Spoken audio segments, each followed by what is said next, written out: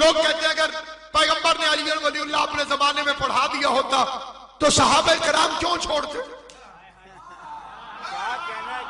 تو میں نے کہا احد کی جنگ میں جھانک کے دیکھ لو، 50 کو کھڑا کیا تھا کہ درہ نہ چھوڑنا، انہوں نے ٹوٹی ہوئی تلواروں کے پیچھے نبی کی آنکھوں کے سامنے مال غنیمت لوٹنے کی خاطر درہ چھوڑ دیا۔ تو جو نبی کی آنکھوں کے سامنے 4 ٹوٹی ہوئی تلواروں کے پیچھے حکم رسول کو بھلا سکتے ہیں، وہ نبی کے دنیا سے جانے کے بعد تخت خلافت کے لالچ میں اگر علی ولی اللہ سے مکر جائے، کون سے کیا بھائی؟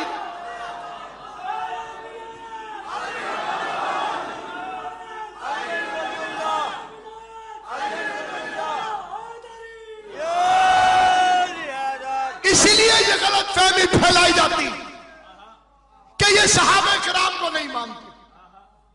جو صحابہ کرام کو نہ مانے ہم اسے نہیں مانتے۔ ہمارا تو ایمان ہے کہ جو صحابہ کو برا کہے وہ لعنتی ہوتا، اور جو برے کو صحابی کہے وہ بھی لعنتی ہوتا۔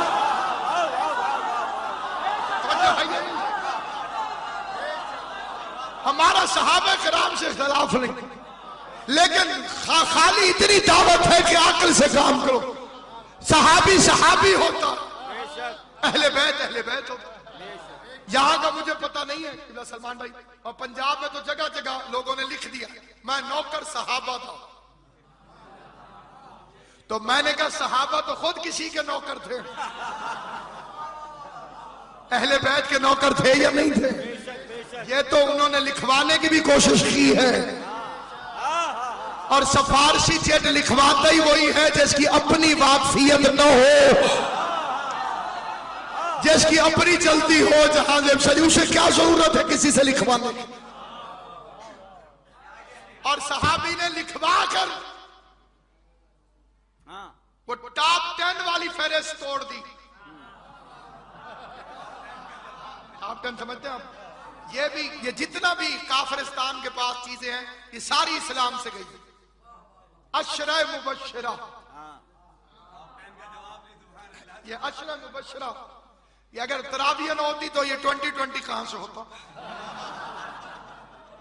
یہ سارا اسلام کا صدقہ ہے جو پوری دنیا میں بانٹ رہا ہے۔ ان کا ساتھ یہ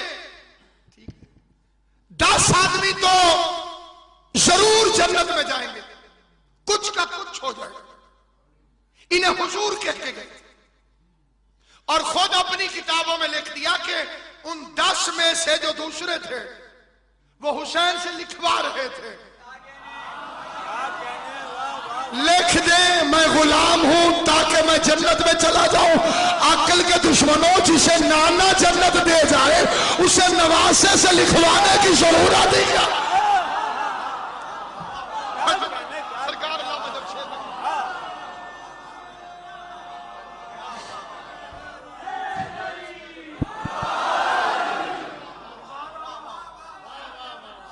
لشکر اسلام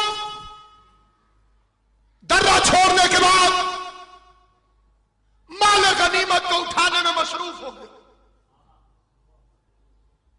لات منات کی تلوار نے پیچھے سے آ کے حملہ کر دیا کافروں کے لشکر میں۔ میں تو ادب سے پڑھوں گا۔ لشکر اسلام محفوظ مقامات پر تشریف لے گیا۔ شریف لوگوں کا لڑائی سے کیا کام؟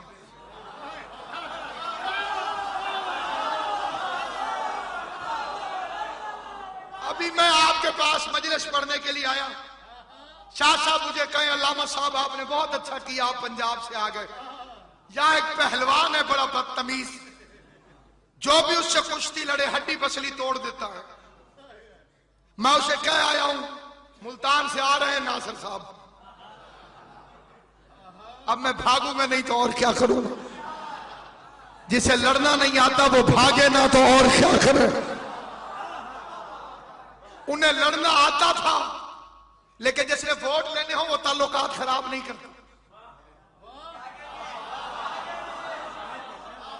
ہمارے پنجاب میں سب سے زیادہ فاتحہ وہی پڑھتا ہے جس نے الیکشن میں کھڑا ہونا ہوتا. اور ایک سچا واقعہ ہے ملتان کا، ایک بہت بڑے آدمی نے فاتحہ پڑھا اور بعد میں انہوں نے کہا کہ چاچا جی کا بڑا افسوس ہے. انہوں نے کہا سرکار ہماری شادی ہے، کرسیاں پہنچی نہیں ابھی. سب سے زیادہ سلو بھی وہی کرتا ہے جس نے الیکشن میں کھڑا ہونا ہوتا. سب سے زیادہ جنازوں میں بھی وہی جاتا ہے جس نے الیکشن میں کھڑا ہونا ہوتا. تو سامعین گرامی اکرام، خدا کی قسم کھا کے کہتا ہوں، ہر جنگ میں رہے اور سیاست نے کسی جنگ میں لڑنے نہ دیا.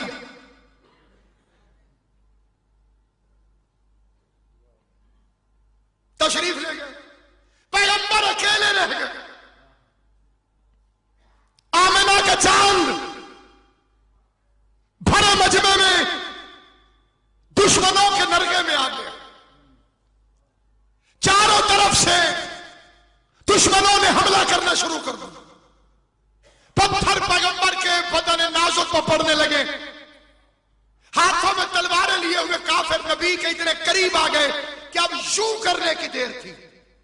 اتنے فاصلے پہ تھی جان نبوت. پتہ نہیں کتنا بھروسہ تھا مصطفیٰ کو. مشرکوں کے ہاتھ جہاں پہنچے مطمئن لہجے میں آواز دی، یا علی.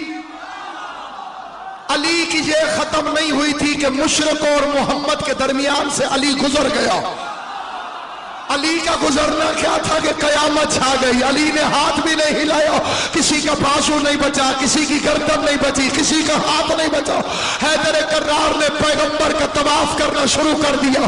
یعنی کل ایمان کعبہ ایمان کا طواف کر رہا تھا. 30 چکر امیر المومنین نے پیغمبر اعظم کے گرد گیا اور ایک مرتبہ کافر کی آواز آئی، قد قتل محمد، محمد قتل ہو گئے.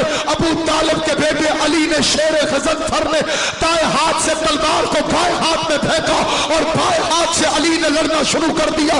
میں نے پوچھا، یا علی ابھی تو آپ دائیں ہاتھ سے لڑ رہے تھے، یہ بائیں ہاتھ سے تلوار کیوں چلائی؟ جواب آیا کہ جب کمینوں نے کہا کہ محمد قتل ہو گئے تو دشمن ہنسنے لگے، دشمن ہنسنے لگے. میں نے انہیں مذاق اڑاتا دیکھا تو میں نے تلوار کو بائیں ہاتھ میں لے کر دائیں ہاتھ میں محمد کو اٹھا لیا. ادھر سے لڑتا جاتا تھا، ادھر سے محمد کو اٹھا کے کہتا جاتا تھا، ہاذا محمد، ہاذا محمد، ہاذا محمد. اللہ کی آواز آئی، محمد قرضہ یاد رکھنا، آج اس نے تجھے اٹھا کے ہاذا محمد کا، کل تو خدیر میں اس کا بازو پکڑ کے من کنت مولا ہو